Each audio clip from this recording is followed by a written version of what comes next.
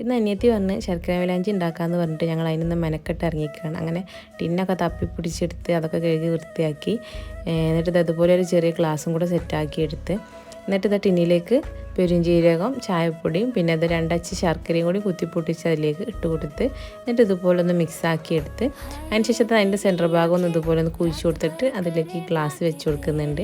ഇനി ഇത് അതിൻ്റെ മുകളിൽ ഒരു അടപ്പും കൂടെ വെച്ച് കൊടുത്തിട്ട് അതുപോലെ ഒന്ന് നന്നായിട്ട് ഇൻസുലേഷൻ ടൈപ്പ് ഇട്ടിട്ടൊന്ന് ചുറ്റി കൊടുക്കുന്നുണ്ട്, എയർ ഒന്ന് പോവാതിരിക്കാൻ വേണ്ടിയിട്ട്. എന്നിട്ട് ഈ മുകൾ ഭാഗത്ത് അടപ്പിലേക്ക് കുറച്ച് വെള്ളം ഒഴിച്ച് കൊടുത്തിട്ട് ഒരു 15 മിനിറ്റ് നന്നായിട്ടൊന്ന് തിളപ്പിച്ചെടുക്കുക. അതിനുശേഷം നല്ല സ്മെല്ലൊക്കെ വരുന്ന സമയത്ത് ഇത് ഓഫ് ചെയ്ത് എന്നിട്ട് അതൊന്ന് ചൂടാറിയതിന് ശേഷം എടുത്ത് നോക്കിയപ്പോൾ ഇത്ര മൈലാഞ്ചി കിട്ടിയിട്ടുണ്ട്. അങ്ങനെ ഞങ്ങൾ 2 റൗണ്ട് മൈലാഞ്ചി ഉണ്ടാക്കി. നമുക്ക് ആവശ്യത്തിനനുസരിച്ചിട്ട് ഇത് കുറച്ചൊരു ചെറിയൊരു പാത്രത്തിലേക്ക് ഒഴിച്ച് കൊടുത്തിട്ട് ആവശ്യത്തിനനുസരിച്ചിട്ട് അതിലേക്ക് മൈദപ്പൊടി ഇട്ട് കൊടുത്ത് മിക്സ് ചെയ്തിട്ട് നമുക്ക് നഖത്തിൽ ഇട്ട് കൊടുക്കുക. അപ്പോൾ എല്ലാവരും ഇതൊന്ന് ട്രൈ ചെയ്ത് നോക്കുക, എന്നിട്ട് ഫീഡ്ബാക്ക് അറിയിക്കുക.